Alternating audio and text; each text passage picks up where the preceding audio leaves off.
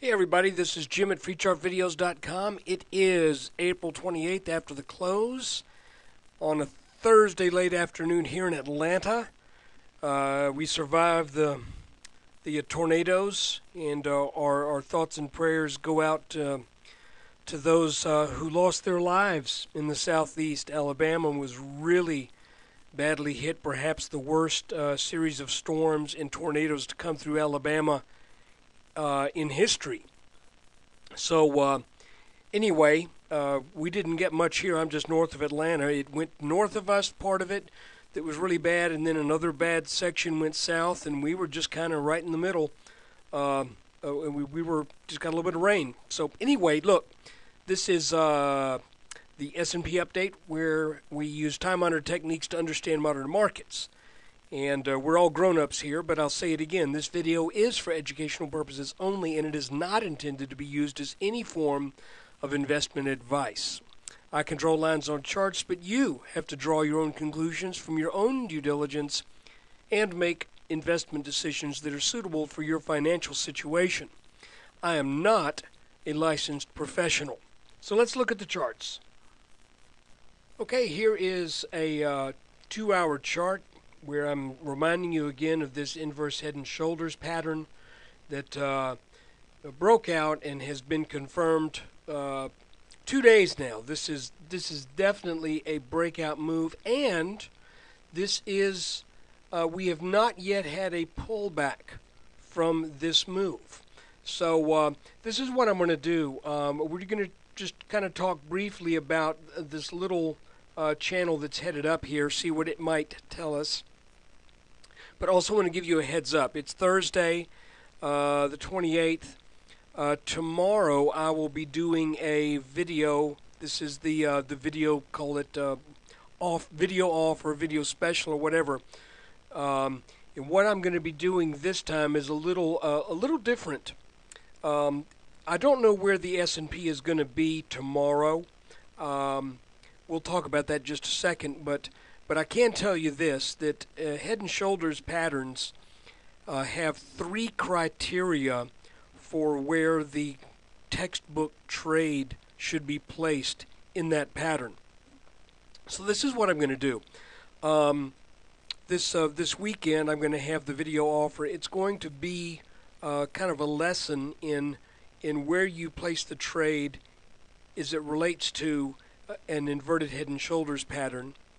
And then I'm also going to look at a few charts of stocks that are right on the verge of breaking out of inverted head and shoulders patterns. One of them may break out tomorrow.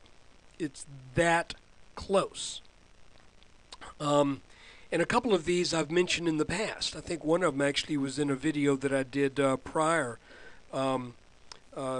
So this would be the second mention for this stock. When I mentioned it before, it was not up to the neckline. It is now right at the neckline, and it's looking like it wants to bust out. But anyway, let's talk about this inverse head and shoulders. Here's your neckline. Additionally, here's another line of resistance drawn over the 1344 peak back in February, as well as the 1338 resistance back in early April. This is a horizontal line just drawn over the 1344 peak. You can see we got over that, came back for a little test, then headed straight back up. If we get into a pretty tight chart here, what I want you to see is that it looks like we've got some tops that are lining up, roughly. Here you go. And then we also have some bottoms that are lining up.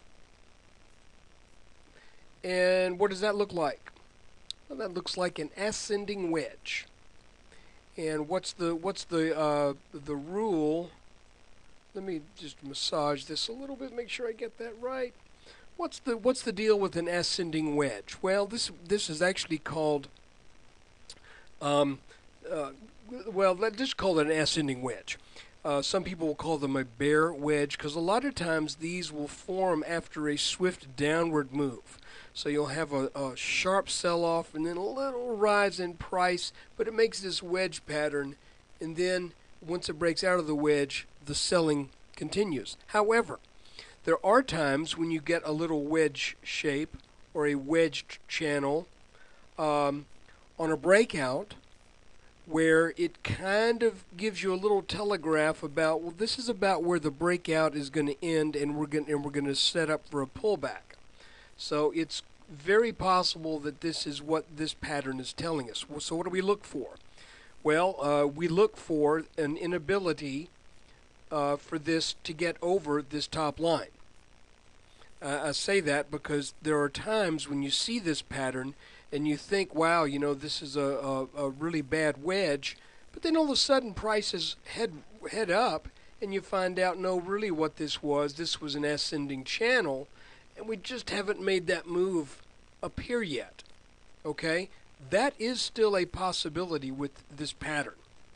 But if it does not get over that line, then be on the lookout for this line to break down tomorrow or Monday. It'll have to. It either gets over this line or under this line by midday Monday. There's no choice. So we either find out that this is an ascending channel and we just haven't made that next strong thrust up, or we find out that this is the end of the breakout move and we're going to come back down, retest some support, and then head on and hopefully fulfill I wanted to say obligation. That's not the right word. Fulfill the potential and the indicated minimum move out of this pattern. And where is that? Well, I'll remind you again.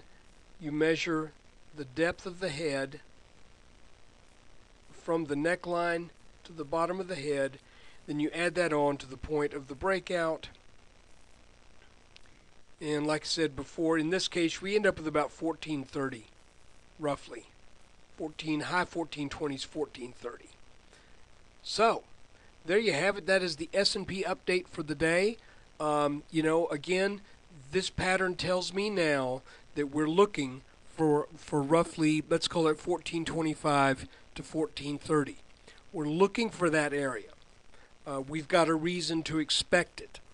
And that's the great thing about these patterns is, you know, when we were here, I didn't know. When we were here, we didn't know. When we're doing this, we don't know. But when we got this bounce down here, then it started to shape up. Actually, I think I was calling this an inverse head and shoulders back when the right shoulder was about in this area. That was a little premature, but it sure looked like it. Then we had you know, some stuff happened here with, I forget what was the news that day that just kind of slammed things down. It doesn't matter. So now we've broken out. We're looking for 1425 to 1430, and we're also looking for a potential pullback before we resume that move. Now, the last time we had one of these, there really wasn't much of a pullback. So that may not happen, but we have to be alert for it just the same. Look, I appreciate you watching this video and listening to me talk. I try to do one of these every day, and certainly on the days that warrant it, which is almost always. There are times when nothing really new happens. And if that's the case, you know, I'll just put a little post on the website that says nothing new happened, maybe a few words here and there. But anyway, today is definitely worth looking at because we've got that little rising wedge that's going to either break down or break up.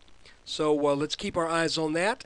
And if you get a chance, please come visit me at FreeChartVideos.com and need your web traffic. And like I said, if this is of value to you and you want to learn something about charts and a little bit more than what I offer here, you can make a small donation, and I'll give you the link to that new video. I will be making that video tomorrow, and it will be the one that's available for the next 2 weeks. So, hey, take care.